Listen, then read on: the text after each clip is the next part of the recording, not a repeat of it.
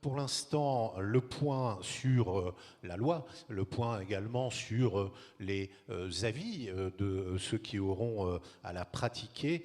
Le ZAN, que dit la loi et qu'en pensent les acteurs de l'aménagement, c'est l'objet de cette table ronde, état des lieux juridiques et politiques, avec des représentants des services de l'État, de la région et des EPFL. Nous sommes avec Philippe Alpi, qui est maire de Frasnes, vice-président du conseil départemental du Doubs en charge de l'aménagement du territoire, président de l'EPF Doubs Bourgogne-Franche-Comté et président de l'Association nationale des EPF. À côté de lui, Sébastien Alavoine, qui est le directeur de l'agence Hauts-de-France 2020-2040. C'est l'agence des Hauts-de-France en charge de l'aménagement du territoire. Et puis l'ADREAL, la direction régionale de l'environnement, de l'aménagement et du logement, service du ministère de la transition écologique et de la cohésion des territoires. À l'échelle régionale, elle est chargée de la mise en œuvre des politiques d'aménagement et de l'application de la réglementation, pour nous rappeler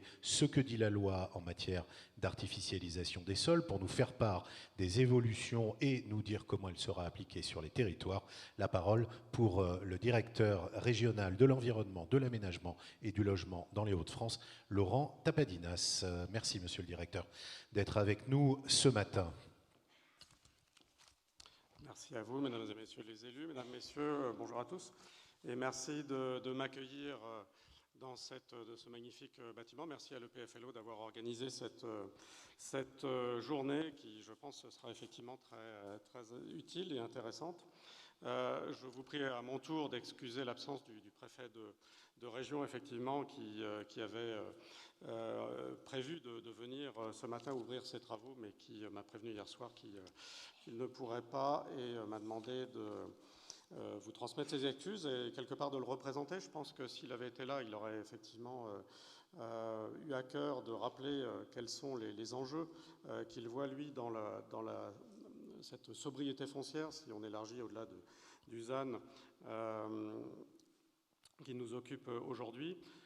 Il est normal, quelque part, que nous ayons consommé de la surface, que nous ayons artificialisé des sols, dans la mesure où la population augmente, dans la mesure où les besoins de cette population, effectivement, évoluent.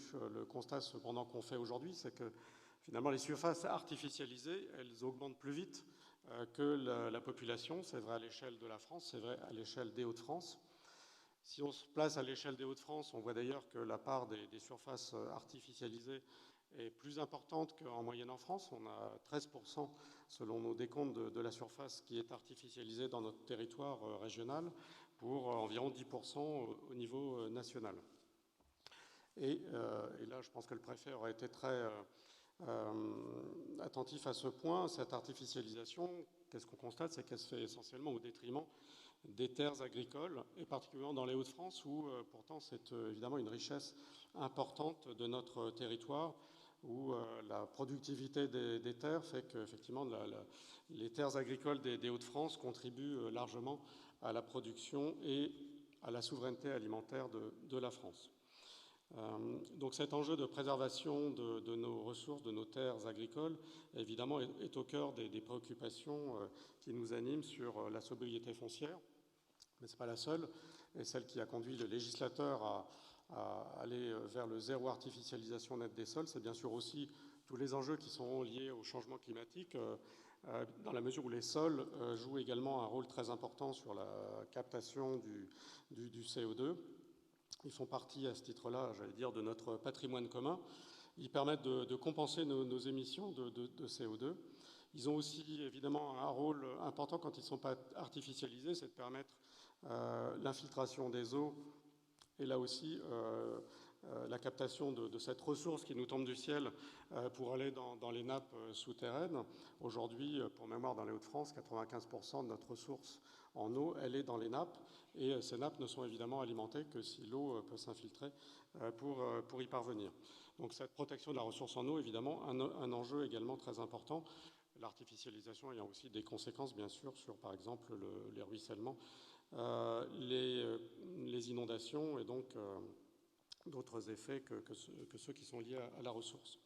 Et puis, Au-delà de la reconversion des sols, l'étalement urbain, si on s'intéresse à lui, a évidemment des conséquences que vous connaissez avec tous les effets induits qui sont ceux de l'accroissement des déplacements, de l'extension d'un certain nombre d'infrastructures, qu'il s'agisse d'infrastructures de transport, de canalisation ou aussi d'infrastructures numériques.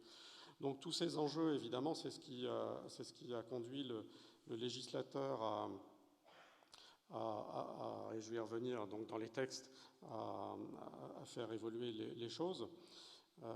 Je disais donc qu'il n'est pas anormal qu'on constate de l'artificialisation pour répondre à un certain nombre de besoins. Quand on analyse ces besoins et les raisons finalement de l'artificialisation, ce qu'on observe, c'est que, et notamment dans notre région, c'est que plus de la moitié de la consommation de ces espaces agricoles, naturels et forestiers qu'on artificialise, elle est due à la production de logements. On pourrait penser que c'est le déploiement, l'étalement des activités économiques, les créations industrielles, en fait c'est le logement, l'habitat, la production d'habitat qui est, et notamment en zone périurbaine, la cause principale de cette consommation d'espace. Pour donner quelques chiffres, sur les 10 dernières années, 2011-2020, c'est 55%, donc un peu plus de la moitié, de la consommation foncière en Hauts-de-France qui a été due à la production de logements. On y a consommé pratiquement 9000 hectares en 10 ans pour la production de logements sur les 16 290 hectares qu'on comptabilise comme consommation de l'espace. La loi, et je vais y revenir encore une fois sur son contenu, elle ne dit pas qu'il faut tout arrêter et que même l'atteinte d'un zéro artificialisation nette, ça consiste à arrêter toute construction ou tout acte d'aménagement. Mais elle conduit à devoir, à différentes échelles, et à l'échelle notamment des territoires de proximité, à identifier des projets d'aménagement qui concilient la maîtrise de l'étalement urbain, le recyclage d'un foncier déjà artificialisé, la revitalisation des centres-villes, et également, en parallèle, donner plus d'importance, de place à la nature en ville. Donc c'est un peu réfléchir à de nouvelles formes de conception de l'aménagement et de construction. Alors peut-être j'en viens effectivement à ce que dit la loi, peut-être en revenant 2 secondes sur les chiffres. Je vous ai indiqué donc, dans la période 2011-2020, en Hauts-de-France, on a constaté une consommation de 16 290 hectares donc, de consommation de ces espaces naturels, agricoles et forestiers.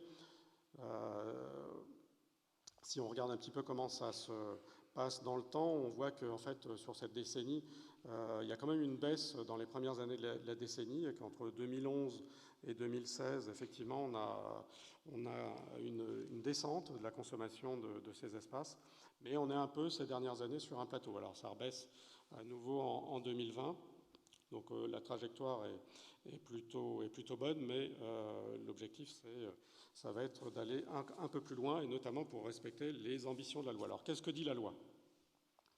La loi, on parle beaucoup du ZAN, mais en fait, il y a effectivement plusieurs horizons qui ont été fixés par la loi Climat et Résilience.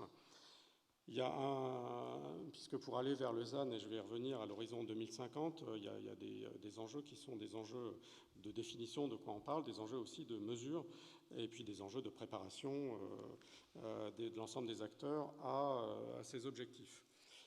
Il y a un premier temps qui est fixé par la loi, qui est l'horizon à 10 ans, en fait, l'horizon 2031, et qui prévoit non pas le zéro artificialisation nette, mais une limitation de la consommation d'espace en se référant à la période qu'on vient de vivre, donc les 10 ans dont je parlais, et si je raisonne à l'échelle régionale, donc les 16 290 hectares.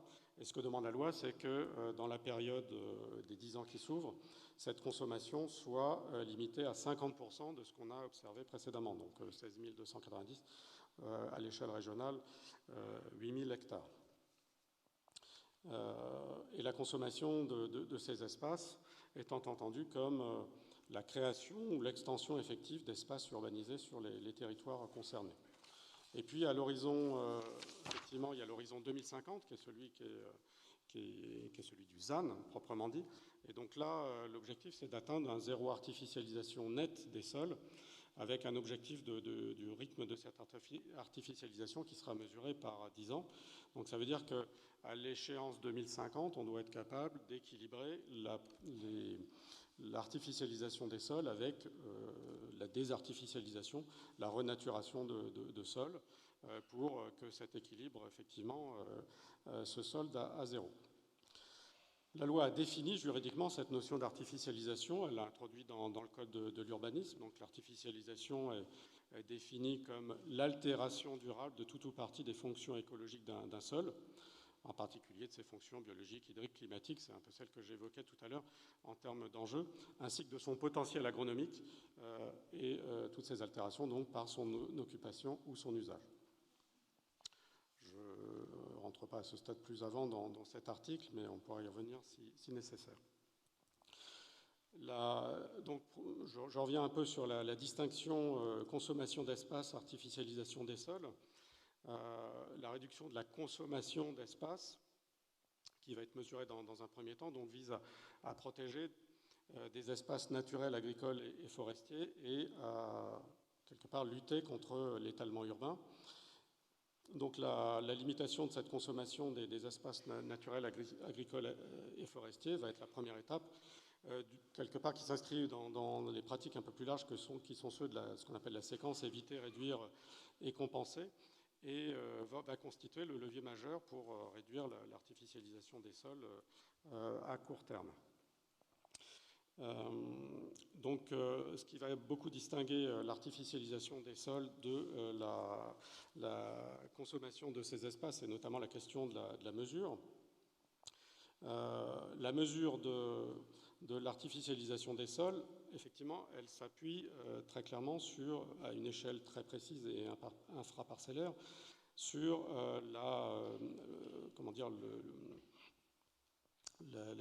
l'usage de ce sol et le rôle qu'il joue, notamment par rapport effectivement à ses capacités que j'évoquais d'infiltration, ses fonctions biologiques, hydriques et climatiques.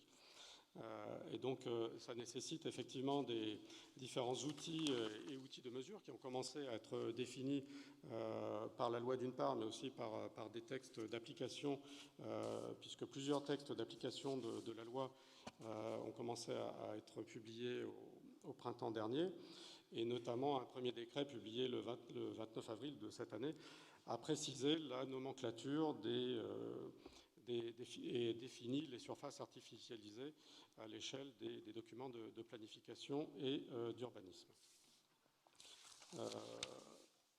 La mesure de la consommation des espaces naturels, agricoles et forestiers, elle renvoie plutôt à la notion de changement d'usage de l'espace, et elle s'examine non pas à l'échelle du carré de sol, mais à l'échelle des parcelles.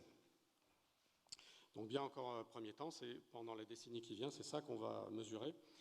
Et dans les périodes successives, donc ensuite le suivi de l'artificialisation des sols, selon la définition que j'ai rapidement évoquée, et qui nécessite encore des textes réglementaires complémentaires, et surtout des outils de mesure et d'observation.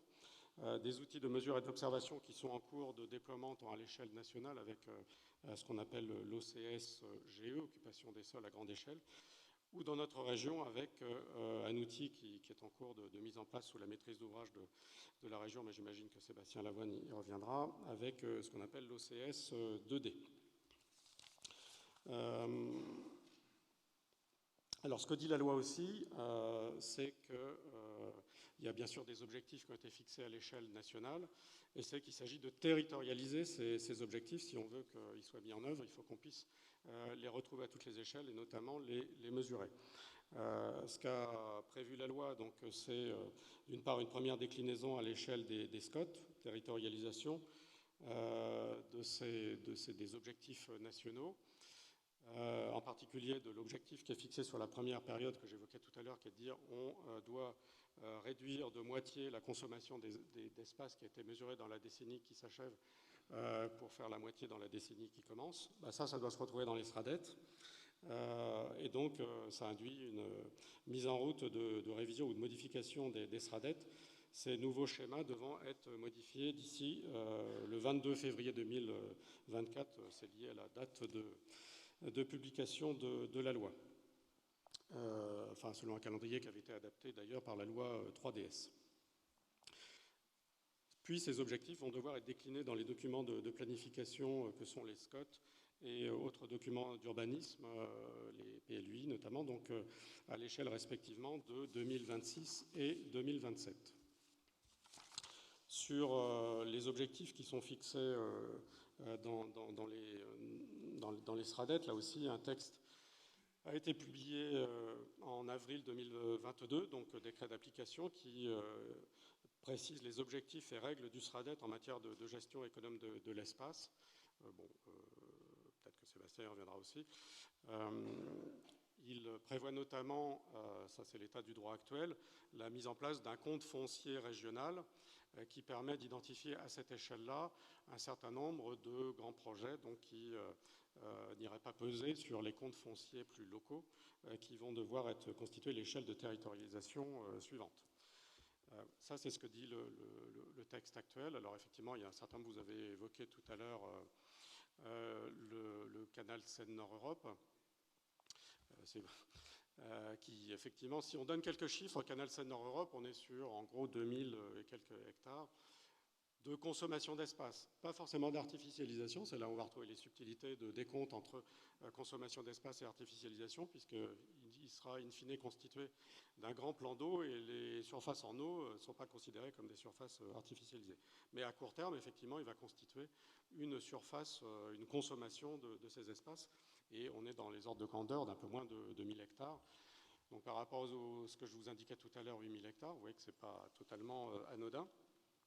Le SRADET actuel a mis en réserve, puisqu'on a déjà un SRADET qui est en vigueur et qui décline et fixe des objectifs aux différents documents d'urbanisme pour réduire leur consommation d'espace. Ce SRADET actuel, il a mis en réserve au niveau régional les surfaces correspondant au canal Seine-Nord-Europe.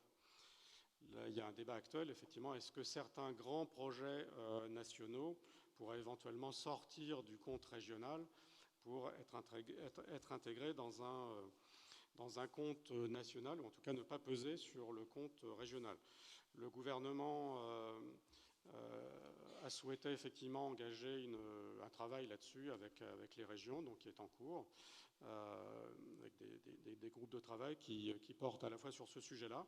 Et donc, il y a un recensement qui a été mené de quels pourraient être les éventuels grands projets qui, quelque part, sortent de ces comptes régionaux. Donc chez nous, ça va concerner effectivement principalement le canal Seine-Nord-Europe. Et un travail qui est mené également pour aller peut-être plus loin que la loi sur les questions de renaturation et de prise en compte des questions de renaturation dans la période à venir, qui est celle de la mesure de la consommation des espaces naturels, agricoles et forestiers. Vous l'avez compris, on est dans la consommation nette, le changement d'usage mesuré à la parcelle de ces espaces, et pas forcément encore dans un équilibre des plus et des moins avec les moins qui peuvent être apportés par la renaturation. Donc un certain nombre de collectivités, d'élus se sont exprimés sur ce sujet-là. C'est des paroles qui ont bien sûr été entendues par le gouvernement et qui font l'objet de travaux complémentaires. Donc je ne peux pas dire précisément encore comment la loi va être modifiée, si elle va l'être, ou les décrets d'application. Il va de soi que si il doit notamment sortir quelques projets du compte qui s'appliquent et que j'évoquais tout à l'heure. Ça va nécessiter effectivement une modification législative dont il appartiendra, le cas échéant, donc au gouvernement de trouver le véhicule pour l'apporter. Donc c'est des travaux en cours, je ne peux pas tellement en dire plus là-dessus. Peut-être pour terminer mon propos, alors sur les textes d'application de la loi, j'en ai évoqué déjà plusieurs sur la nomenclature définissant les surfaces artificialisées, le décret sur le SRADET, et puis il y a d'autres textes qui sont en cours, notamment donc, par exemple un texte sur les zones de renaturation des SCOT et des PLU, un texte sur les modalités de dérogation au plan d'urbanisme qui seraient applicables aux demandes d'autorisation du droit des sols en vue de végétaliser, un décret qui devrait prochainement sortir sur les observatoires locaux de l'habitat et du foncier. Il s'agit, dans les territoires qui sont dotés d'observatoires locaux de l'habitat, d'étendre finalement leurs compétences au foncier et donc d'en faire des observatoires locaux de l'habitat et du foncier. Donc ce décret sera prochainement publié. d'autres textes qui sont encore à venir. Si je résume un peu finalement les leviers pour atteindre ce zéro artificialisation nette ou cette moindre consommation d'espace, il y a des enjeux de connaissance et d'observation. On a au niveau national un observatoire de l'artificialisation qui a été déployé et qui s'appuie notamment sur tous les comptes fonciers qui remontent via les services fiscaux sur les changements d'usage des sols et qui permettent de redescendre, c'est exploité par le CEREMA au niveau national, des photographies des tableaux de bord à toutes les échelles nationales, régionales, départementales, EPCI, communes. Donc ce portail, il est accessible à tous et il donne effectivement des informations. Pour l'instant, le dernier millésime qui figure, c'est celui de 2000. Il y a donc dans l'observation les observatoires locaux du foncier de l'habitat, j'ai évoqué. Et puis j'ai évoqué également les travaux en cours à l'échelle régionale avec l'OCS 2D. Premier volet, donc connaître, observer. Deuxième volet, planifier et réglementer. Bon, j'en ai déjà assez largement parlé. Et troisième volet, c'est l'accompagnement et la valorisation. Là, évidemment, les EPF qui sont ici représentés vont jouer un rôle important dans l'accompagnement des collectivités pour évoluer vers de nouveaux modes d'organisation de l'espace. L'État a mis en place, dans le cadre du plan de relance, vous le savez, un fonds dit fonds friche, qui accompagne les porteurs de projets sur le recyclage foncier et la requalification des friches. Donc ça a bien marché partout et ça a bien marché particulièrement dans les Hauts-de-France, où sur les 2 années 2021-2022, on a pu subventionner 107 projets. 76 millions ont été mis en place. Et évidemment, le préfet de région, comme d'autres, ont fait valoir l'absolue nécessité de reconduire ces moyens. C'est ce qui est prévu dans le projet de loi de finances pour 2023 avec la création du fonds vert, dans lequel une enveloppe nationale d'au moins 300 millions devrait être à nouveau consacrée à ce fonds friche et donc être à la main des autorités locales pour poursuivre cette dynamique. Et puis, il y a l'émergence de démonstrateurs de la ville sobre et désirable qui vont permettre de promouvoir de nouvelles formes de conception de bâtiments et d'opérations d'aménagement. Voilà, je pense que je vais m'arrêter là pour mon propos. Et puis merci à vous, monsieur le directeur. Nous entrons dans l'ère de la sobriété foncière, disiez-vous, dans un contexte de croissance des surfaces artificialisées, croissance qui est elle-même supérieure à la croissance démographique. L'enjeu dans ce contexte, eh bien, c'est de réduire la consommation de terres agricoles, de réduire l'étalement urbain, de réduire les émissions de gaz à effet de serre, de protéger la ressource en eau et également de prévenir les risques d'inondation en particulier. Vous nous avez dit que c'est le logement qui consomme du foncier et que dans ce contexte-là, il y a lieu de revitaliser les centres-villes, de recycler les friches et d'aménager de manière générale différemment les villes avec cet objectif 2030, réduction de 50% des surfaces artificialisées et le fameux zéro artificialisation nette en 2050. Question pour Philippe Alpi et puis Sébastien Lavoine qui peut s'exprimer également là-dessus. Que pensez-vous de cet objectif ZAN en lui-même? Est-ce que c'est légitime de poursuivre cet objectif? Et que pensez-vous également du calendrier? Est-ce qu'il est, selon vous, tenable? Bonjour à tous, permettez-moi de vous saluer en vos qualités. Alors c'est l'élu local qui va s'exprimer et avec son parcours de vie. Je suis agriculteur de métier dans le Haut-Doubs. Je suis maire d'une commune frontalière desservie par un TGV entre Lausanne et Paris, gare de Frasnes. Voilà, vous allez soit à Berne, soit vous allez à Istanbul, l'Orient Express. C'est l'histoire. Mais l'agriculteur que je suis, le militant, l'ex-militant syndical, fait que pendant des années, j'étais de l'autre côté d'une barrière qui regardait les aménageurs en leur disant « ça suffit ». Et tous mes collègues agriculteurs le disaient. À l'époque, on avait les cheveux longs. Et on disait « ça suffit, on consomme l'équivalent tous les 10 ans d'un département ». Et ça date.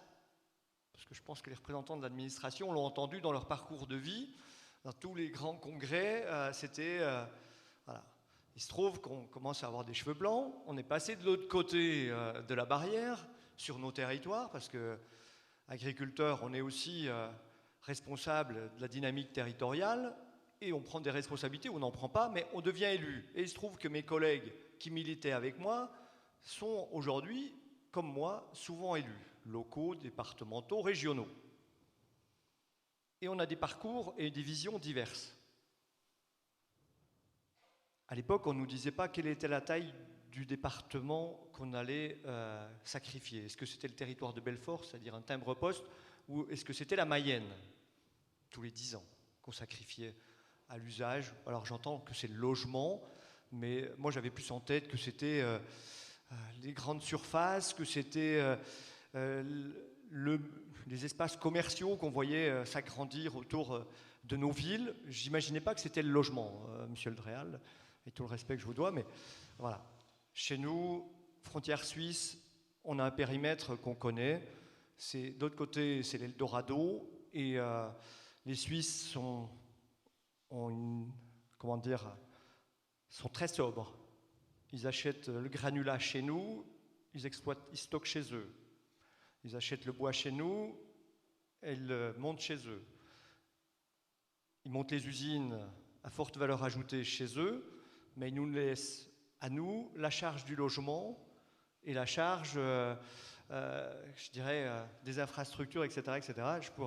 Donc la sobriété, on la voit de l'autre côté, très organisée, très maîtrisée. Alors effectivement, la sobriété et la consommation d'espace, on y adhère tant que c'est dans le concept. Aujourd'hui, mes collègues agriculteurs devenus aménageurs, ils hurlent parce que quand ils sont maires d'une petite commune et qu'ils voient décliner le ZAN, ils oublient le message qu'ils portaient quand ils étaient syndicalistes, comme moi. Et moi, je leur dis, mais attendez, il faut qu'on travaille la loi ensemble, il faut qu'on apporte notre contribution ensemble, parce que moi, ce que j'observe, c'est que la ruralité a le sentiment d'être punie. Moi, je suis un élu qui plaide pour la ruralité, et quand je suis président de l'EPF Doubs-Bourgogne-Franche-Comté, sur 8 départements, c'est le plus bel outil de solidarité de l'urbain vers le rural. Et je dis, mais il faut qu'on se mette tous autour de la table pour que le ZAN, ce concept, on se retrouve. Qu'est-ce que j'observe? C'est que là, on s'éloigne, les pôles s'éloignent. C'est que le SRADET a été écrit par la région, et nous, on est dans une région où le SRADET a été écrit... Auvergne-Rhône-Alpes, Bourgogne-Franche-Comté. Bourgogne-Franche-Comté. On est un SRADET très prescriptif et très, très dur. Première génération. Il est venu sur le territoire, le département l'a retoqué. N'a pas été entendu. Et pourtant, on est un territoire industriel, puisqu'avec Peugeot et autres, on est un territoire où la population, la démographie est plutôt très positive, puisqu'on a la frontière. Voilà. Et la région a repris sa copie. Et elle a amendé singulièrement sa copie. Et elle a identifié les territoires de développement, elle a essayé de travailler finement. Conclusion, un pas en arrière, on essaye de recoller les morceaux, on refait du terrain, mais cette fois-ci, la démarche va être compliquée. La ruralité s'est braquée, durablement. Je le dis parce que c'est ce que j'entends chaque fois qu'on sort. C'est une incompréhension totale et ça a généré des tensions. Alors je suis agriculteur, ça a généré des tensions avec le monde agricole, ça a généré des tensions avec les petits élus, pas petits élus parce que je suis petit élu, mais petit élu rural qui a le sentiment de ne pas être entendu dans son EPCI parce que c'est le bourg-centre qui va, au travers des textes, récupérer la mise et il va falloir dialoguer pour récupérer. Donc tout est ordonné pour qu'il y ait une guerre de tranchées. Alors, on reviendra. Et cela, je trouve que ça partait d'un super concept que tout le monde adhère. Je pense que tout le monde dit on est allé trop loin, on a sali nos paysages, on a fait plein de choses qu'on peut constater, dégradation. Puis en même temps, aujourd'hui, tout le monde veut relocaliser.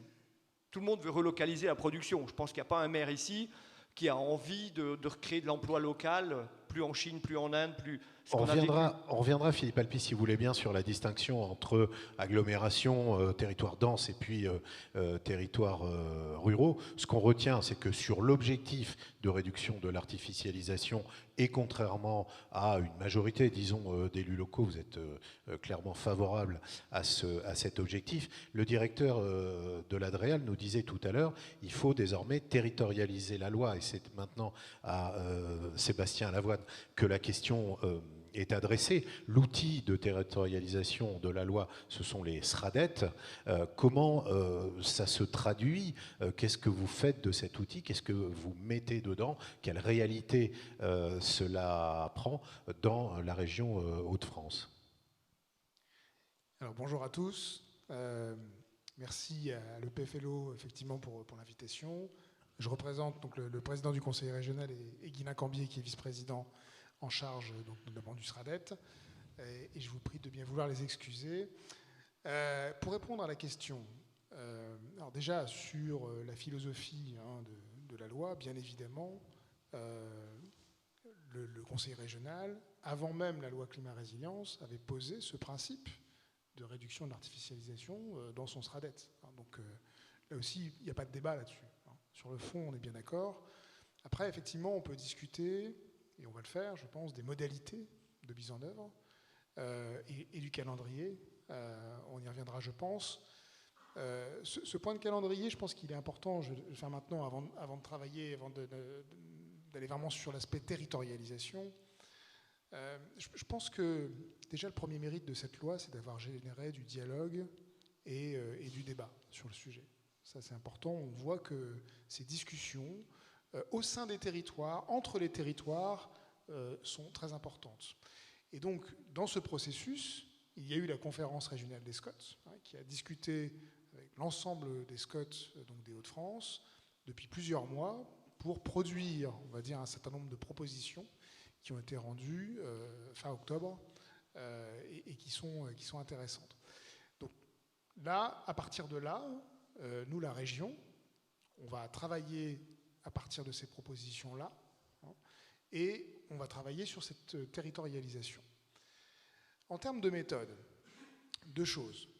Je reviendrai derrière sur la méthodologie de territorialisation. Mais, il ne s'agit pas, pour la région, vous avez parlé d'un SRADET très dur en Bourgogne-Franche-Comté. Je ne connais pas le contenu de ce SRADET, donc je me garderai bien d'exprimer un avis là-dessus, mais en tout cas, ce qui est certain, c'est que le président de région, et c'était sa philosophie pour le SRADET qui a été déjà adopté et approuvé, il est vraiment dans le dialogue avec les territoires. Et donc il ne s'agit pas d'imposer une territorialisation par le haut, en disant, voilà, vous c'est temps, vous c'est temps et vous c'est temps.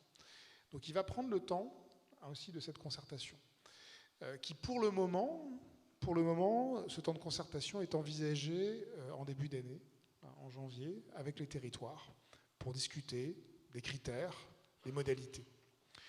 Alors, je dis bien pour l'instant, parce que, comme l'a rappelé Laurent Tapadinas, pour l'instant, il y a quand même des incertitudes sur tout ça.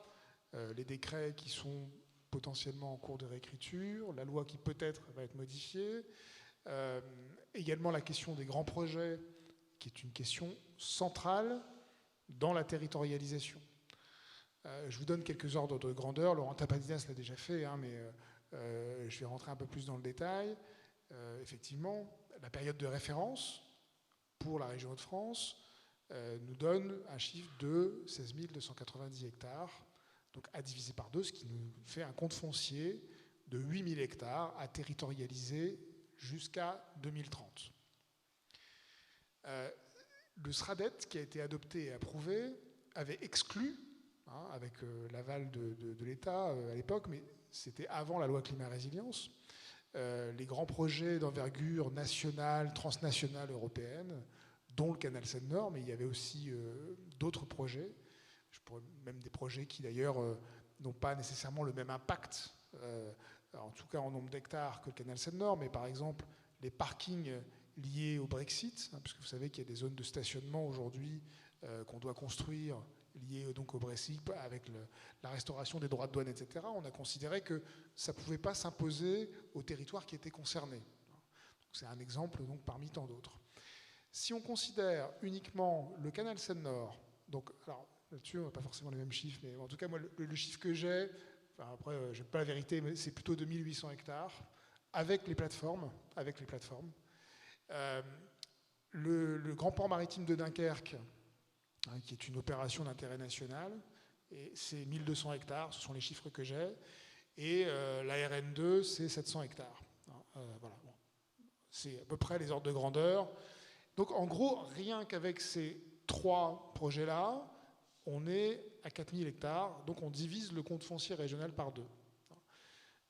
Donc c'est un sujet important, c'est un sujet important pour nous, et d'ailleurs il n'y a pas d'opposition, je répète, avec l'État local ici, puisque le préfet a fait un courrier au ministère, notamment sur la question du canal Seine-Nord, etc. Donc, mais on attend des clarifications, évidemment.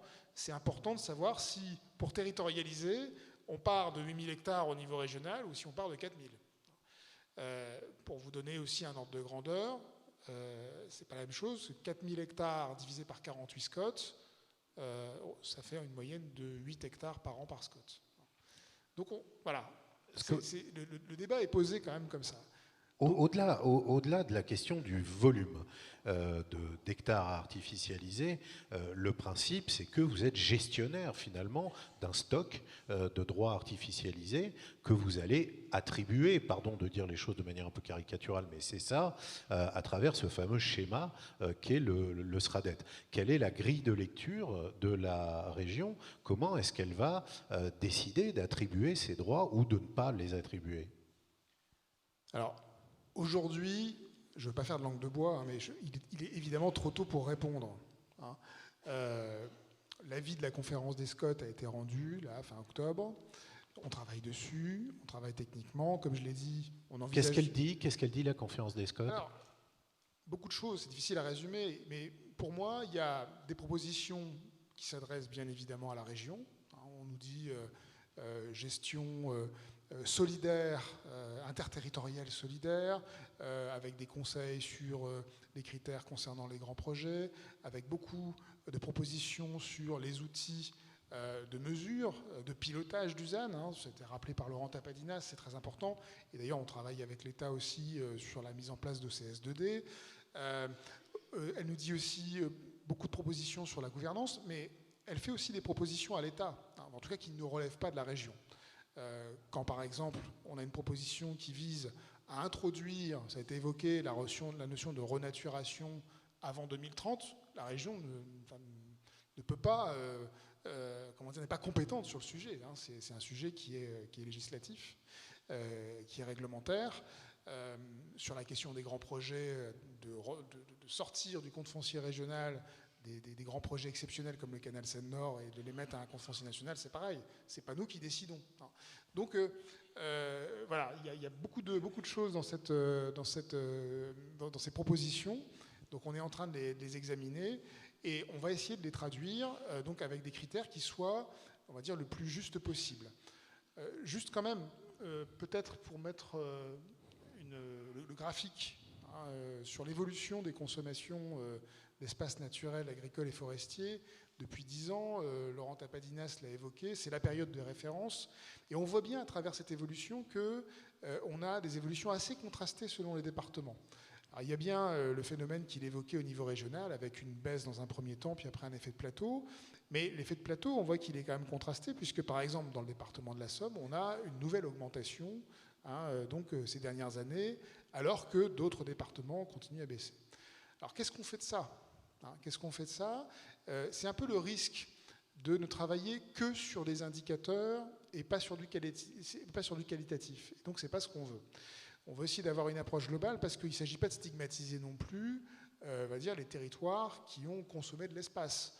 Les périurbains en particulier, parce que les lotissements, pour le coup, ça consomme beaucoup pour une densité de population qui est relativement faible. C'est ça. Alors, moi, ce que je veux dire, c'est qu'aujourd'hui, il faut chercher à savoir pourquoi les territoires ont consommé de l'espace. On ne peut pas mettre sur le même plan toutes les formes d'artificialisation. Ce n'est pas possible de dire que l'artificialisation liée un projet comme le canal Seine-Nord, qui a quand même une visée de décarbonation, donc de report modal vers le fluvial, et à mettre sur le même plan que l'extension d'une zone commerciale. Non, on ne peut quand même pas dire la même chose. De la même manière, pour les années futures, celles qui sont, on parle de 2050, on ne peut pas mettre sur le même plan une artificialisation qui est choisie et une artificialisation qui est subie. Je pense aux territoires littoraux notamment, qui vont devoir gérer pour certains les effets du changement climatique avec un recul du trait de côte et avec effectivement des besoins de relocaliser, on va dire, certaines activités, de l'habitat, etc. Donc cette courbe-là, elle est faite pour vous montrer qu'on a une diversité de situations.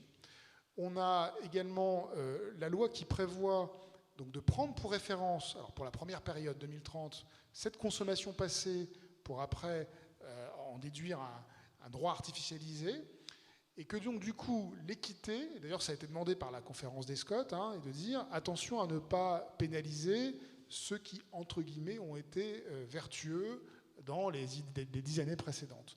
Voilà.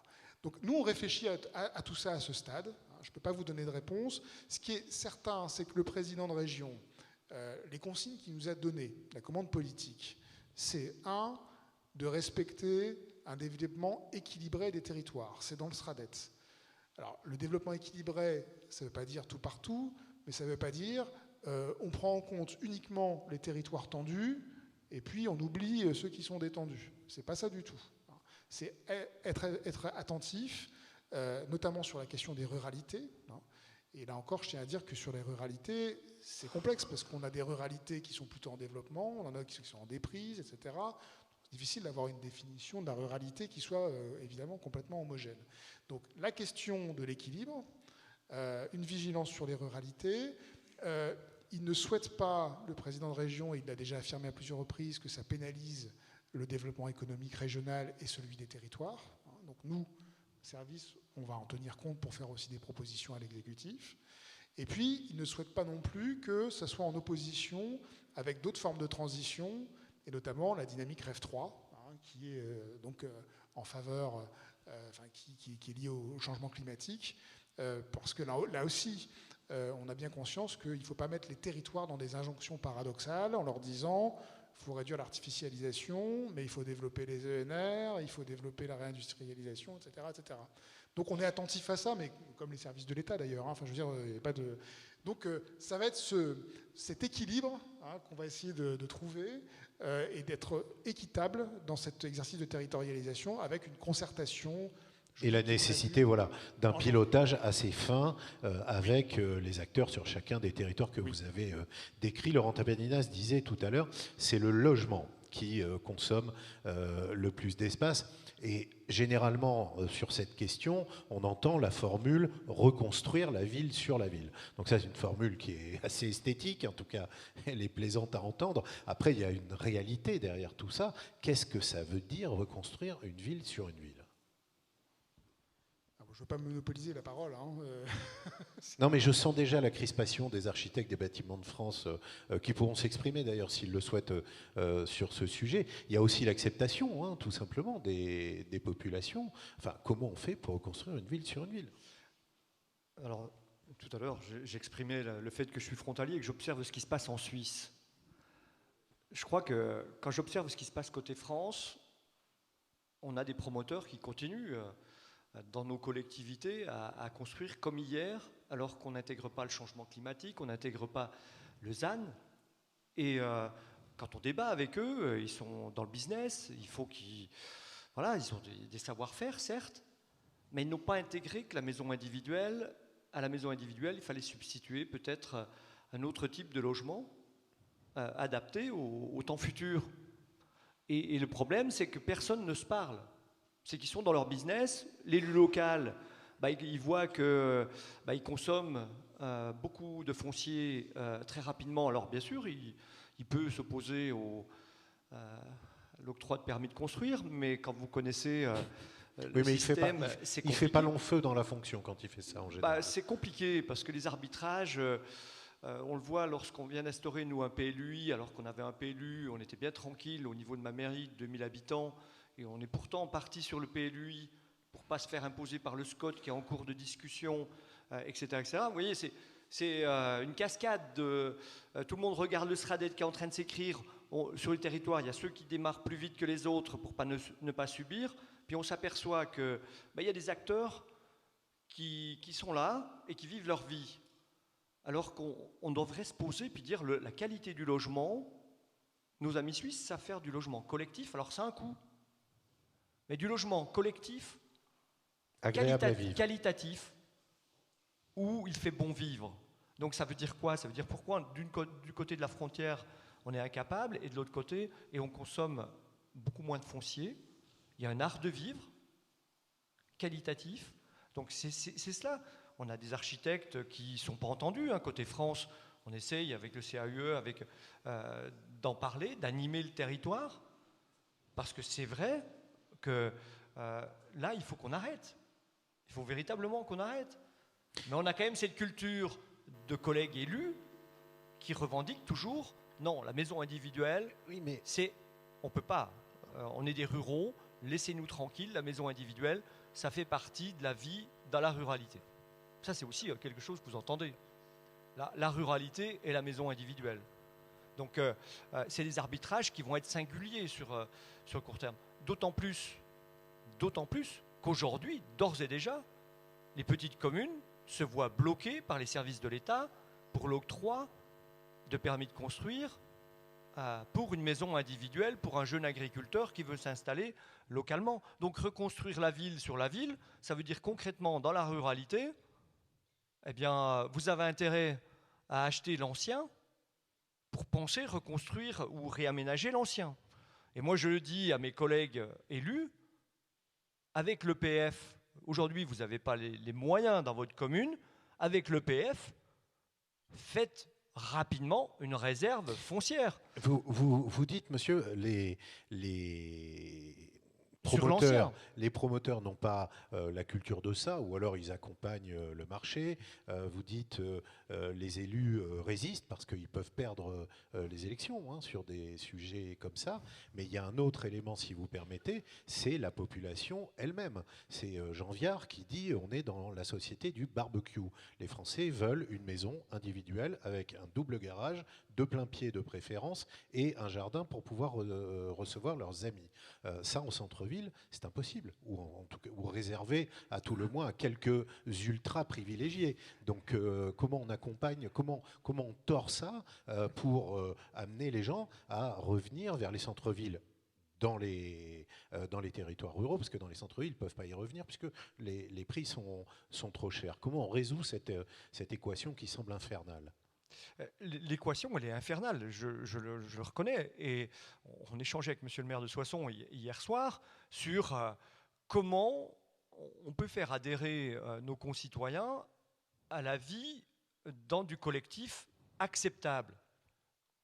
Passer la frontière suisse, je vous le dis, la terrasse, elle fait 40 mètres carrés, et dans la terrasse, sur un R+3, le concept du barbecue est intégré. C'est-à-dire que sur votre terrasse, vous faites le barbecue, il y a la haute d'aspiration pour le barbecue, pour que vous n'ayez pas de nuisance en été ou en hiver, y compris en altitude, puisqu'on est entre 850, 900 et 1000 mètres sur les périmètres que j'ai en référence, où le barbecue fonctionne.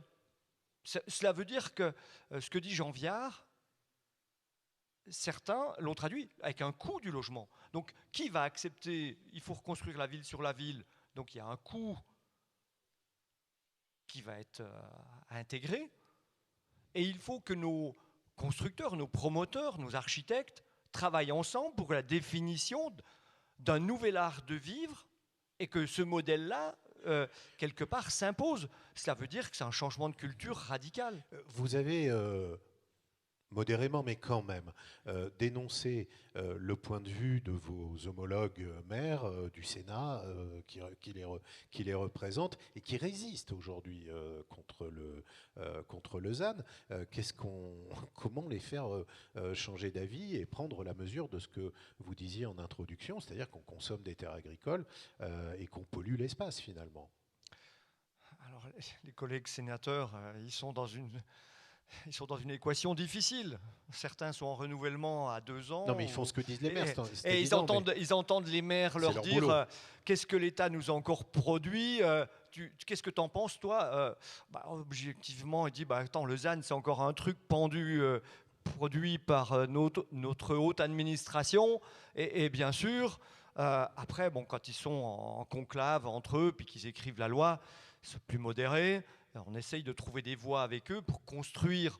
Effectivement, c'est la Oui, mais dualité. le lobbying général des associations de maires, il va contre le ZAN. Avec un message qui est assez simple, qui est dit « vous nous emmerdez », point numéro 1. Point numéro 2, le truc que vous concevez à Paris ne fonctionne pas sur les territoires. Je n'ai pas d'avis sur cette ligne, mais elle est bien réelle.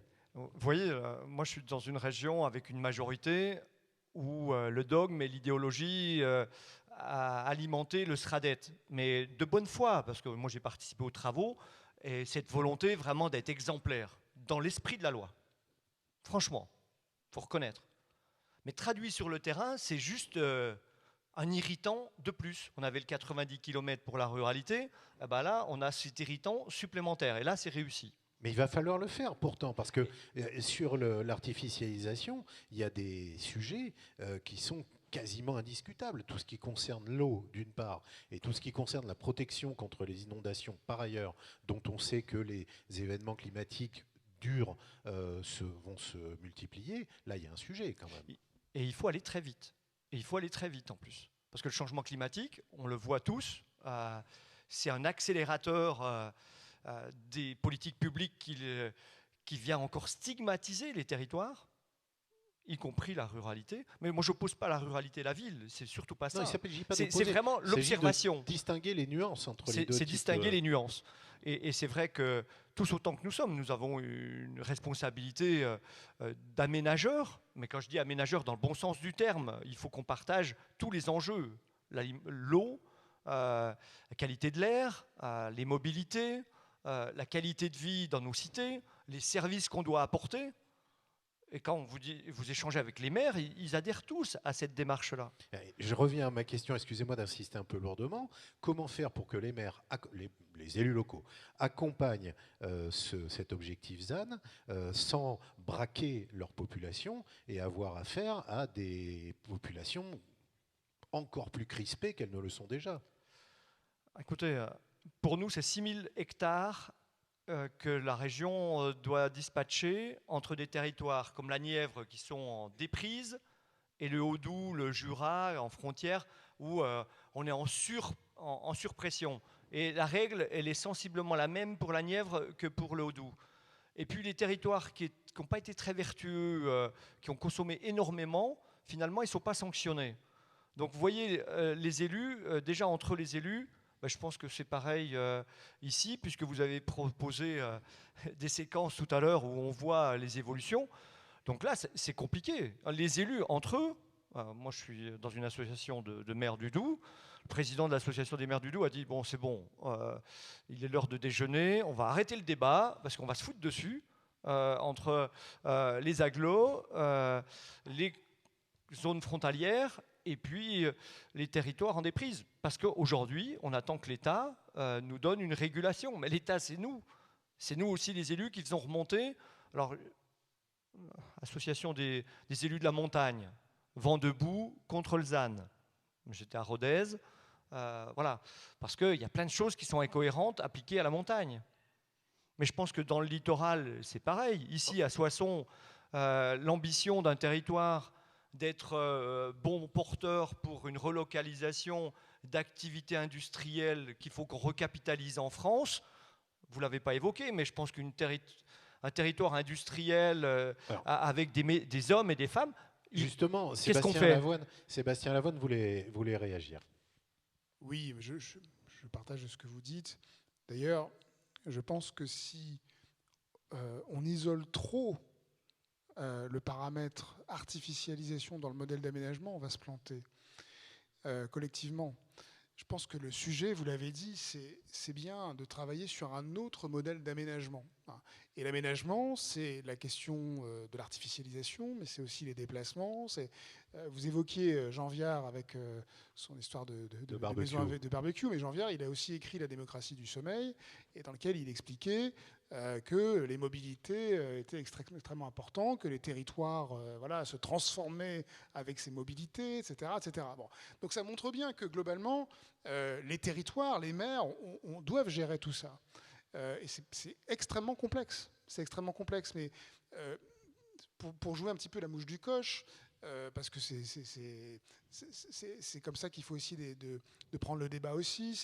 Si jamais on octroie des droits artificialisés donc à des territoires, et que sur ces artificialisations-là, eh bien, on fait en sorte de créer des équipements ou de l'aménagement qui génèrent plus de mobilité, on aura tout faux. Donc c'est bien de travailler assez globalement à ces modèles d'aménagement et ne pas trop isoler donc, ce paramètre artificialisation. La deuxième chose que je voulais dire, c'est aussi de travailler sur de la pédagogie, sur la discussion, parce que sur ces modèles d'aménagement, si on en parle de manière théorique comme ça, effectivement, ça ne parle pas. Et moi, j'ai bien aimé les exemples que vous avez proposés. On essaie modestement de le faire donc en région Hauts-de-France avec l'appui de tout un tas d'autres partenaires sur les ateliers régionaux des acteurs de l'aménagement, où à la fois on donne des clés de lecture, je dis encore une fois très, très humblement, et on essaie aussi de livrer des exemples. Et quand on rentre sur des exemples, là, ça fonctionne un petit peu mieux.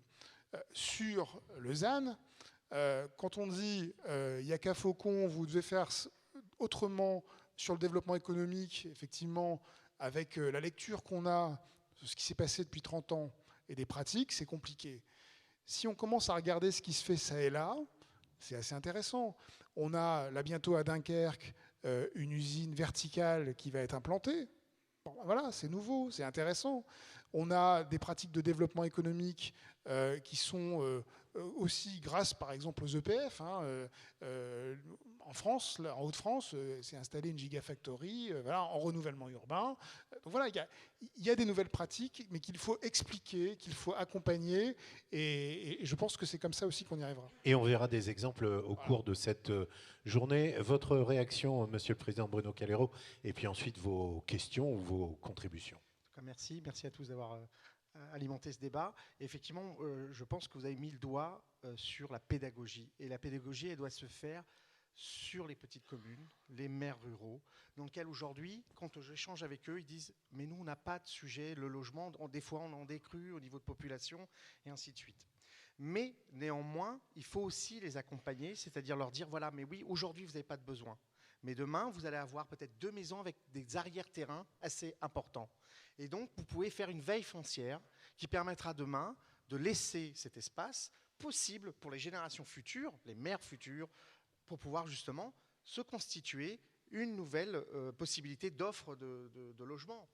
Et c'est ça aussi, c'est l'accompagnement, c'est la sensibilisation. Et il va falloir, à mon sens, moi je suis maire d'une petite commune, et pour avoir discuté récemment avec des maires ruraux, aujourd'hui, ils ont besoin de visibilité, de comprendre qu'est-ce que la loi peut leur permettre. Aujourd'hui, ils savaient que de faire du logement en extension, c'est-à-dire on artificialise des terres agricoles. Aujourd'hui, c'est repenser à l'intérieur du village. Alors, on parlait de la ville sur la ville, mais ça fait déjà longtemps. Je pense qu'à mon avis, c'est déjà ancré dans les têtes des élus de grandes communes. Mais pour la ruralité, elle a besoin d'être accompagnée. C'est vraiment la clé pour voir le succès de cette loi. Elle est là-dessus, à mon sens. Avez-vous des questions, des objections, des observations, des contributions, monsieur? Alors, je ne sais pas s'il y a un micro pour la salle, manifestement. Non, on va vous en amener un. Voilà, merci, monsieur le président. Bonjour, monsieur. Oui, monsieur Briffaut, donc maire de Villers-Cotterêts, vice-président de la communauté de communes Retz-en-Valois. Par rapport aux éléments que j'ai entendus, la pédagogie, c'est bien, mais je pense aussi que c'est d'abord un problème de méthode. Je ne pense pas que les élus ruraux ou les élus, les maires en cas d'affaires sont forcément plus idiots que d'autres. Je pense que les choses sont mal présentées. Effectivement, tout ce que l'on débat aujourd'hui, c'est l'artificialisation. On commence par la fin. Quand on aura, et vous comparez d'ailleurs avec la Confédération helvétique, que je connais très bien avec l'Autriche, la sociologie n'est pas la même. l'histoire n'est pas la même, donc on ne pourra pas travailler dans le rythme. Ils ont mis des années pour y arriver. Et en plus, vous êtes frontalier avec la partie francophone, avec la partie alémanique, c'est encore plus compliqué. Donc simplement, on oublie bien souvent, et c'est là où il y a un problème peut-être pédagogique avec les élus, c'est qu'avant de parler artificialisation, on leur balance des textes avec les difficultés d'ailleurs pour les décrets d'application, il faut leur faire comprendre que c'est quelque chose qui doit faire partie d'une déclinaison d'une politique d'aménagement du territoire. C'est d'abord cela dont on parle.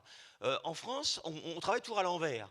On fixe des délais, on nous explique comment il faut faire, et à la fin, on nous dit pourquoi. Il faudrait faire l'inverse. Il faudrait savoir comment on inscrit cette politique d'artificialisation. Compte tenu des choix d'aménagement du territoire, on n'a pas de politique d'aménagement du territoire national. On demande aux régions de se substituer, d'ailleurs bien souvent, à un cadre national qui n'est pas défini, pas plus qu'on a de véritables politiques énergétiques. On n'arrête pas de godiller en fonction des différents objectifs électoraux, c'est pas clair. Donc si les élus locaux avaient une vision, on leur expliquait le processus de la mission globale, comme on dit dans l'institution d'où je viens à la Défense, hein, et comment ils s'inscrivent dans ce processus, ils y adhéreraient peut-être mieux, plus vite, et eux-mêmes en étant en proposition. Hein, il y a 3 points au moins qu'il faudrait, avant de parler artificialisation, nous éclairer. Quelle politique de transport, d'infrastructure, quelle politique de logement, quelle politique d'activité économique? En fonction de ça, si ces politiques sont définies, on pourrait voir en fonction des déclinaisons régionales, locales, hein, au service d'une véritable politique globale qui s'inscrit même peut-être dans des objectifs. Ça peut peut-être surprendre par rapport à l'étiquette à laquelle j'appartiens, mais également des objectifs européens. C'est le Nord, on est quand même, ne l'oublions pas, dans une vision qui n'est pas que nationale. Et si on répondait à ces questions et qu'on expliquait aux élus, plutôt que parce qu'ils découvrent bien souvent ce genre de choses par des textes qui leur tombent dessus et ils voient que leurs projets sont déjà entamés, il faut remodifier. On connaît les problèmes d'ingénierie qu'on a dans nos collectivités. On n'a pas forcément les moyens de suivre et de décliner localement. On a aussi la tête dans le guidon. On a des plans de relance qui nous sont balancés par l'État dans des délais absolument ubuesques, qui nous obligent bien souvent d'ailleurs à bousculer nos projets parce qu'on avait déjà quelque chose sur étagère. On nous dit, mais si vous ne le faites pas tout de suite, vous n'aurez plus rien. On finit par perdre tout objectif stratégique. Je pense que le problème, il est là. La Confédération helvétique, je vous rappelle c'est un État extrêmement décentralisé, hein, où l'État fédéral intervient vraiment dans les fonctions régaliennes. Pour le reste, ils ont des marges de manœuvre, y compris fiscales, qui leur permettent d'avoir des effets de levier sur certaines politiques, et qu'ils le font. On le voit, ils ont un outil ferroviaire en matière de transport. Culturellement, ce n'est pas transposable chez nous, ou alors dans des décennies. Bon, il faut aussi voir aussi que tout n'est pas rose non plus. Hein. Beaucoup de Suisses commencent à lâcher pied par rapport au prix, au coût de la vie. Donc il faut regarder. C'est-à-dire qu'il faut aussi refondre notre outil fiscal. Il faut nous donner les moyens de pouvoir avoir la main sur les priorisations que nous faisons. Voilà, c'est un pays où ils ont aussi une autonomie locale, même sur le plan fiscal, qui ont des marges de manœuvre que l'on n'a pas.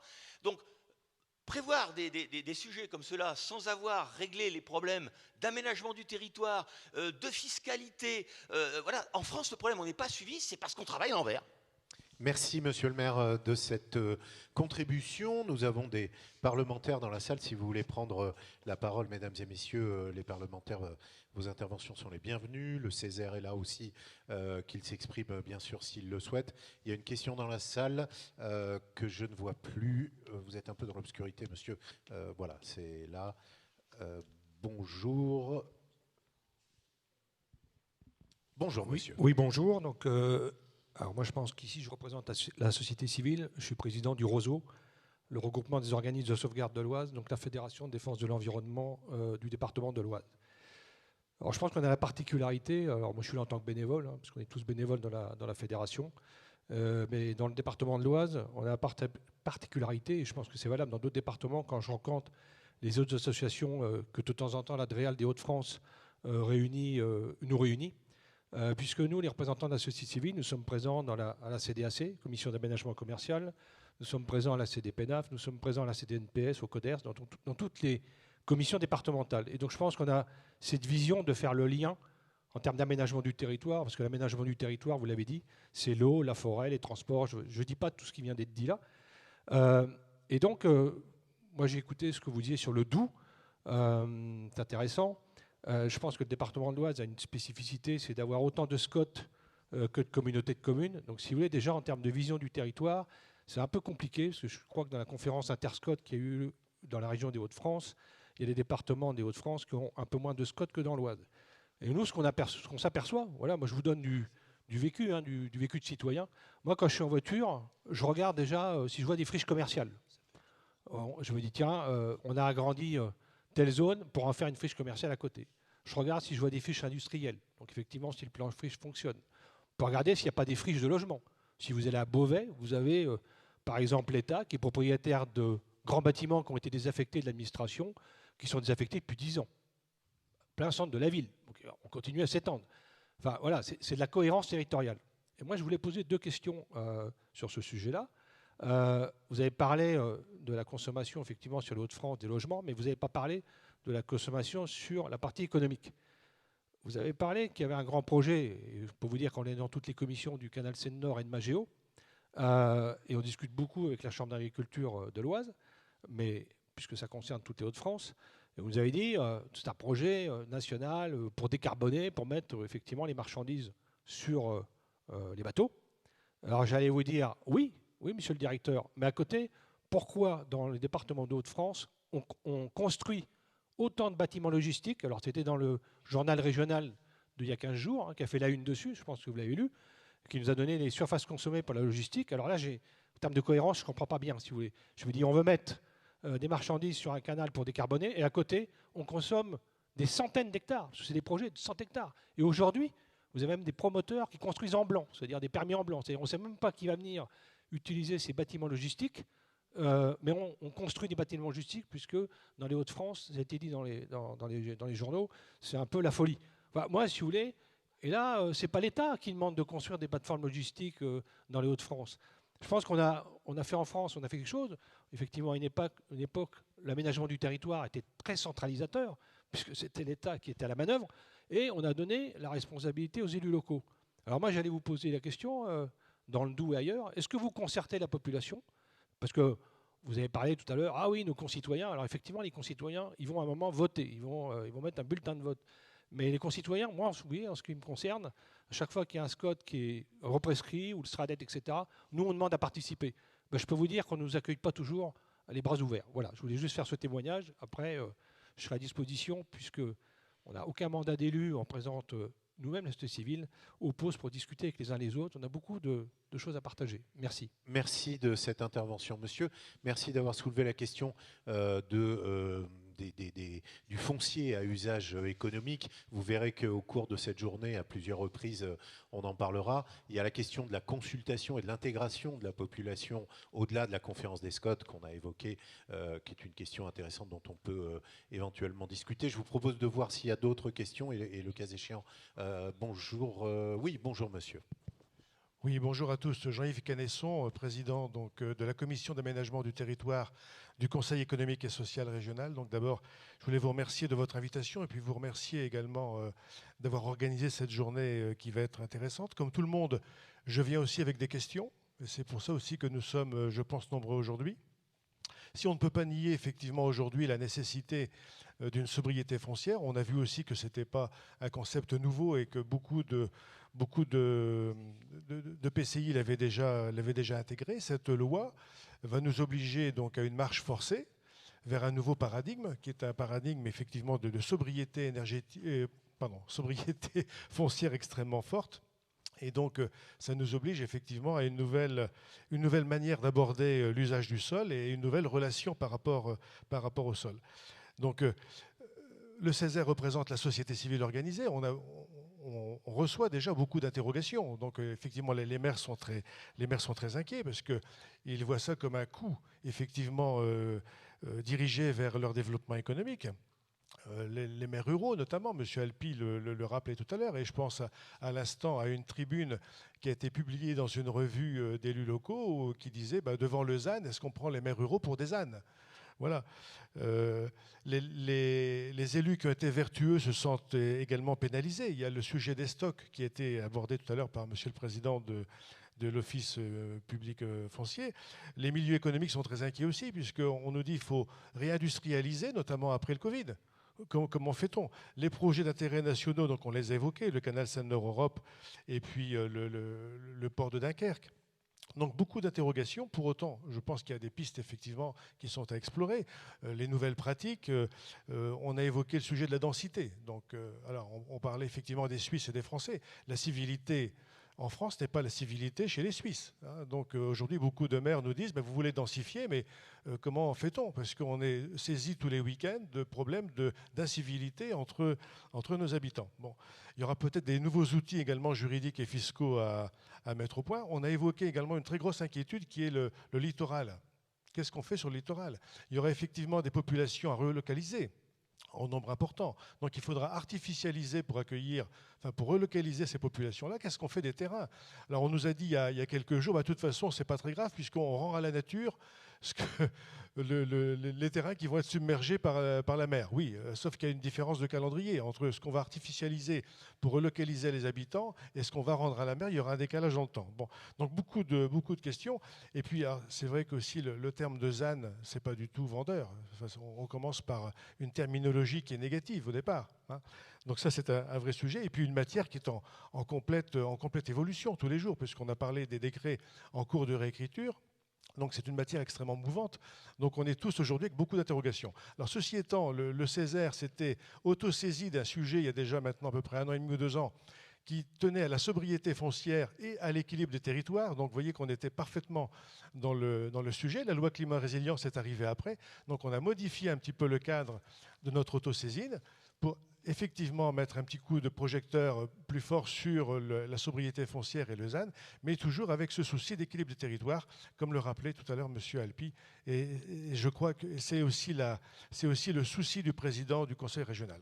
Merci, Monsieur le Président, d'avoir soulevé ces questions de fond. Il y en a un certain nombre qu'on va traiter, notamment la question de la densification avec les friches et de l'espace tertiaire dans la table ronde suivante avec le président de l'agglomération de Soissons. J'ai vu une main se lever pas très loin de moi. Bonjour, madame. Bonjour, je suis Michèle Fuselier, donc vice-présidente du conseil départemental de Bonjour. l'Aisne. Bon, un département dont on a vu quand même sa sobriété de consommation par rapport aux 4 autres départements de cette région. Je ne sais pas si c'est une bonne ou une mauvaise chose d'ailleurs quand je dis ça. Je pense que malgré tout, je suis élue depuis très longtemps, donc j'ai été maire, je ne le suis plus depuis 2020. Je pense qu'on a élus locaux depuis toutes ces nombreuses années et ces modifications d'organisation territoriale de la France, en tout cas, étaient amenées depuis ces dernières années, en tout cas, à changer notre façon de voir les choses, nos paradigmes, notre manière de travailler ensemble à l'échelle des territoires, notamment d'abord à l'échelle des communautés de communes, qui n'ont pas toujours, rappelez-vous, s'il y a des élus qui sont aussi âgés que moi dans cette salle, comment ça a été accepté au départ, les communautés d'agglomération, les SCOT. Moi, je me souviens très bien que le SCOT avait été très mal accueilli parce que déjà, il imposait un certain nombre de contraintes à des maires qui n'en avaient pas depuis de nombreuses années, qui avaient des outils divers et variés, pas toujours cohérents entre eux sur un territoire. Donc je pense qu'une fois ça posé, je ne dis pas aujourd'hui que les maires ont tort, pas du tout, je me sens toujours très proche d'eux, bien évidemment. Je pense qu'on a besoin, lorsque une nouvelle loi va s'appliquer comme ça de manière, vous l'avez dit, très rapide et assez drastique, on a besoin, je pense, d'un temps d'acceptation. Et l'acceptation, elle ne passe que par la pédagogie, je l'ai entendu, par une information très précise des concepts qu'on manie, parce qu'on a beaucoup de réunions entre nous, on manie les mots, on ne manie pas forcément leur contenu, on ne sait pas vraiment quelle est la définition de l'artificialisation contenue dans la loi. Monsieur Alavoine, vous l'avez indiqué, il y a des artificialisations, plus vertueuses ou moins vertueuses selon le projet et selon les process et selon leur destination. Je pense que la renaturation est aussi importante parce qu'on parle beaucoup de compensation. Le zéro, il peut passer par un développement, mais par des vraies compensations dont on n'a certainement pas tous sur les territoires, mais certains, les moyens de le faire. Alors les moyens en termes de foncier, pas forcément en termes financiers. Et là aussi, c'est un vrai sujet. Le foncier a des prix différents d'un territoire à un autre. C'est un sujet qu'on n'aborde pas forcément non plus. Voilà, je pense on a vraiment besoin d'avoir des définitions précises. Et moi, je terminerai par dire, la sobriété, ce n'est pas un gros mot, c'est vraiment quelque chose à laquelle on doit tous s'atteler, on le dit partout, on en fait un credo. Quand on doit y passer, et vraiment dans le concret, on sait que c'est pas facile. Moi, je suis convaincue aussi que la sobriété et le bien-être, ça peut se conjuguer ensemble, mais pour ça, il faut effectivement avoir des projets qui permettent de le conjuguer, des projets qui permettent d'être financés, et puis, j'allais dire, cette espèce de, on appelle ça de la concertation, de la démocratie participative, etc. Bon, c'est un mot qu'on met à toutes les sauces depuis des années. Je pense qu'effectivement, tous les citoyens ont leur mot à dire, on le voit aujourd'hui. On n'est pas sûr de tomber d'accord avec tout le monde, mais ce n'est pas grave, du moment que tout le monde a pu s'exprimer, du moment qu'on a pu prendre en compte les réflexions de chacun sur des projets qui ne sont pas simples. Moi, je sais que pour le département de l'Aisne, c'est un enjeu essentiel. Moi, je ne voudrais pas, et le président, on en discute souvent, qu'on soit le petit pousset de la région Hauts-de-France, parce que derrière ça, vous l'avez entendu, le grand problème, j'allais dire, de l'organisation de cette loi, de sa mise en œuvre, et peut-être de cette trop grande organisation centralisatrice, fait peur, à juste titre ou pas. Ça va nous le montrer très vite, mais cette grande centralisation fait peur, pas seulement au département, qui lui n'est pas impliqué, ne doit pas prendre à tâche d'un EPF, mais je pense qu'il faut effectivement que nos territoires, je ne suis pas là pour faire de la pub des EPF, mais j'en suis convaincue depuis très longtemps, donc il faut que tous nos territoires se fassent aider avec à la fois cette ingénierie, ce portage, et puis toutes ces aides financières. C'est monsieur le maire de Soissons qui l'évoquait tout à l'heure, en disant il y a effectivement des opérations qui peuvent se faire, parce que l'EPF nous permet d'investir. Les minorations foncières, c'est pas neutre. Donc on voit bien que là, il y a des vrais enjeux, et je pense que malgré tout, les élus locaux, globalement, vont tous prendre leurs responsabilités par rapport à ce changement climatique. L'été qu'on vient de vivre, aujourd'hui, ne fait plus débat. Donc je crois que c'est sur ces questions-là, beaucoup plus larges que le ZAN qui fait peur à tout le monde, qu'on doit effectivement travailler ensemble. Merci Madame la vice-présidente du conseil départemental de cette contribution. Une dernière question si vous voulez bien là-haut, et puis ensuite la deuxième table ronde pour répondre à un certain nombre de points que vous venez de soulever à l'instant. Bonjour monsieur. Bonjour Vincent Samin, Chambre de commerce et d'industrie de l'Oise. J'avais une question concernant un exemple au niveau de l'Allemagne, où vous avez un système un peu semblable au système de crédit carbone, mais en matière foncière, avec des collectivités vertueuses qui, de ce fait, peuvent transférer leurs droits, grosso modo, aux collectivités qui ont besoin de plus de foncier. Donc est-ce que ce système similaire au crédit carbone pourrait être envisageable en France ? Ensuite, au niveau de la création de nouveaux espaces agricoles, je prends l'exemple de transformation par exemple d'un plan d'eau issu d'une carrière ou d'une carrière exploitée en espace agricole par réaménagement. Est-ce que ça sera comptabilisé et dans quelle modalité ? En matière de mixité fonctionnelle, ce que j'observe à l'intérieur des documents d'urbanisme type Scott, c'est que vous avez encore une répartition des enveloppes, une subdivision des enveloppes foncières, avec une enveloppe pour le foncier, une enveloppe pour l'habitat, une enveloppe pour les infrastructures généralement. Et est-ce que justement cette pérennité de la vision du zonage, en freinant la mixité fonctionnelle, réduit la possibilité de densification et du coup est un frein supplémentaire ? Ensuite, j'avais une question sur le remembrement urbain avec les associations foncières urbaines pour savoir si, de votre point de vue, ces initiatives et ces possibilités de remembrement urbain se développaient face aux ZAN, ou est-ce que c'était encore un outil qui était peu connu ? Alors, la question du... comment dirais-je, de la reproduction du marché du carbone sur le marché du foncier, est-ce qu'on peut aller vers un système comme celui-ci ? Est-ce que ça a été envisagé dans les débats parlementaires Alors, je n'ai pas épluché tous les débats parlementaires sur le sujet pour savoir si ça a été envisagé. Je n'ai pas connaissance que ce marché de quotas de surface à artificialiser ou pas artificialiser soit prévu. La méthode, effectivement, qui a été retenue, c'est bien celle d'une territorialisation, et il faut déterminer la bonne échelle d'allocation de ces droits à consommer de l'espace. Bon, mais je crois qu'il ne faut pas... c'est important, effectivement, les questions de décompte, et à la fin, on arrive à ce sujet-là. Moi, je crois que je partage l'idée que ZAN, aujourd'hui, presque le terme fait peur, et puis arrive effectivement à stigmatiser un certain nombre de critiques. J'ai entendu aussi des discours un petit peu différents sur le thème l'État impose, l'État, tout est centralisé, ou à l'inverse, au contraire, on nous laisse tout faire. L'État, il a fixé un cadre qui est aussi, je dirais, la déclinaison des engagements que la France a pris dans un certain nombre de cadres, ne serait-ce que vis-à-vis des enjeux de changement climatique.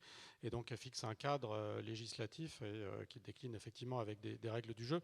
Mais la mise en œuvre de ce cadre dans une République aujourd'hui décentralisée, effectivement, se fait dans les territoires, et ce qui compte finalement, ce qui est recherché aussi, et notamment à court terme dans cette politique, c'est quand même une prise de conscience. C'est pas des chiffres, c'est déjà une prise de conscience qu'on ne peut pas continuer comme avant, et qu'effectivement il faut inverser les tendances, et là où les tendances sont déjà dans le bon sens, aller plus loin. Et donc c'est notamment ce à quoi s'attachent les préfets, qui ne sont pas forcément aujourd'hui sur de la comptabilité à l'hectare près, mais sur quand ils voient arriver des documents d'urbanisme qui leur sont soumis à contrôle. C'est bien de vérifier comment finalement ces réflexions locales sont menées et se traduisent par un changement de paradigme. Ça va se faire progressivement, ça nécessite beaucoup d'accompagnement, ça nécessite de la pédagogie, ça a été dit. C'est ce à quoi s'attachent aussi au niveau national les services de l'État, et je sais que normalement le prochain Salon des maires devrait être l'occasion de présenter un certain nombre d'outils, de témoignages, d'exemples, parce que c'est effectivement comme ça qu'on va faire un peu plus accompagner, désirer la mise en œuvre de ces politiques. Et puis un dernier mot en termes d'outils. Donc on a évoqué les EPF, et on va y revenir évidemment. Je voulais signaler sur les questions de refaire la ville sur la ville, que dans le logement social, notre préfet de région notamment pousse beaucoup au développement et à l'accompagnement fort en termes budgétaires d'opérations de type acquisition et amélioration des logements, justement pour éviter que des logements qui sont en déprise finalement soient oubliés et qu'on aille en reconstruire d'autres ailleurs, mais qu'on réutilise, requalifie le bâti existant, et ça c'est aussi important. Merci de cette réponse. Autre réponse, celle de Sébastien Lavoine sur la question que vous aviez posée, monsieur, sur la consommation d'espace par ces grands hangars logistiques. Et puis on finira avec Philippe Alpier ensuite. Oui, alors effectivement, on a constaté la même chose que vous, hein, c'est-à-dire effectivement une augmentation ces dernières années des surfaces d'entrepôts logistiques sur la région. Alors deux choses, je vais faire rapide. D'abord, je pense que là aussi, sur logistique, c'est un terme un peu valise, où finalement, il y a beaucoup de réalités différentes. On ne peut pas mettre sur le même plan une logistique industrielle avec une logistique liée, par exemple, à l'e-commerce, etc. Enfin, c'est très, très différent. Hein. Donc attention aussi, on va dire, aux amalgames, et puis, on va dire, aux analyses un peu macro sur le sujet. Ceci dit, c'est une réalité. Quelle que soit la forme de logistique, ça crée des flux. Et c'est la raison pour laquelle, dans le SRADET, on a intégré cette exigence de hub logistique régional qui vise à optimiser à l'échelle régionale, on va dire, la performance économique et environnementale, on va dire, de ces flux. Le canal Seine-Nord en est l'une des briques, mais l'une des briques seulement. On travaille beaucoup sur le report modal, sur le ferroviaire, sur le fret, qui a connu, on va dire, beaucoup de difficultés il y a quelques années et qui là repart. Donc il y a quand même des choses positives. Il y a la logistique du dernier kilomètre. Il y a les plateformes multimodales qu'on veut faire vraiment monter en puissance et travailler, c'est dans le SRADET encore une fois, sur on va dire, une implantation préférentielle des activités économiques autour de ces plateformes multimodales. Donc voilà, enfin, je ne vais pas être très très long, mais on a bien perçu le sujet et effectivement, on essaie d'y répondre à travers une mise en système régional, on va dire, des différents atouts. Sur la question de l'industrie aussi, pour répondre à M. Canson, c'est vrai que là aussi on travaille beaucoup sur ces sujets-là, pas tout seul, évidemment. Et là aussi, je pense que c'est important d'accompagner les territoires sur des changements de paradigme. pour beaucoup, on a encore l'image d'une industrie qui est celle des années 60, avec un grand bâtiment, avec une cheminée qui fume, etc. Et c'est vrai qu'il y a un effet un peu repoussoir en disant on ne peut pas implanter des industries dans nos villes, voilà, c'est compliqué. Oui, c'est vrai, ça reste encore le cas, et en plus, pour certaines, on a des risques, ces Céveso, etc. Mais pour d'autres, l'industrie est en pleine mutation, en pleine transformation. Et on peut implanter des industries au plein cœur de la ville. On a à Roubaix des industries textiles qui connaissent un renouveau extraordinaire, qui sont en plein cœur de la ville. On a, pour ceux qui connaissent, à Bruxelles, une usine Audi qui est implantée en plein cœur de Bruxelles, à côté de la gare du Midi, qui vraiment est assez exemplaire, même s'il y a une part de marketing là-dedans, mais sur les émissions de carbone, sur le bruit, etc., etc. Donc voilà, je voulais juste dire que c'est important là aussi de faire de la pédagogie. On a parlé du logement parce que monsieur le directeur nous a branché là-dessus en rappelant que c'était la partie qui était la plus consommatrice, mais évidemment il ne s'agissait pas d'écarter les questions de tertiaire. Philippe Alpi, très brièvement si vous voulez bien, pour permettre notamment au maire de Soissons d'exprimer son point de vue. Alors pour finir sur une note quand même positive, je crois que les élus dans la République sont face à un défi. On est dans l'Europe avec le Green Deal qui donne une trajectoire. On doit être un bon élève. Je crois que les élus de la République, c'est des grognards. On n'a pas opposé les ruraux aux urbains. Je crois qu'on a tous cet attachement à avancer ensemble. Je crois qu'il faut faire le pari de l'intelligence. Et le pari de l'intelligence, ça veut dire qu'il faut mettre de l'ingénierie dans le système. Je crois que c'est souvent là où ça crispe, c'est qu'il y a un déficit d'ingénierie. Ça, c'est le premier point, le premier constat. Donc, il faut investir dans l'ingénierie et il faut investir dans la sociologie. On a parlé de débat. Je crois que pour vivre d'autres responsabilités, en particulier sur l'eau et la migration, l'évolution d'une station de ski, Métabier, j'en fais la promotion parce que j'en suis le président, en limite frontière suisse, on a engagé le processus de transition climatique, c'est-à-dire l'après-neige.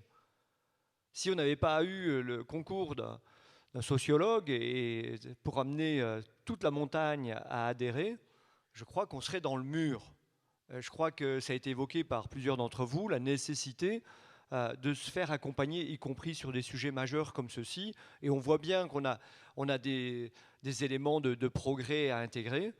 Et je pense que les EPF font partie de ce pôle d'ingénierie que les élus doivent intégrer dans leur caisse à outils, qu'ils soient EPF d'État ou EPF local. On n'a pas à opposer ces outils-là, simplement à demander à ce que l'État mette de la fluidité pour que les élus qui ont à faire le choix puissent y accéder sans s'opposer.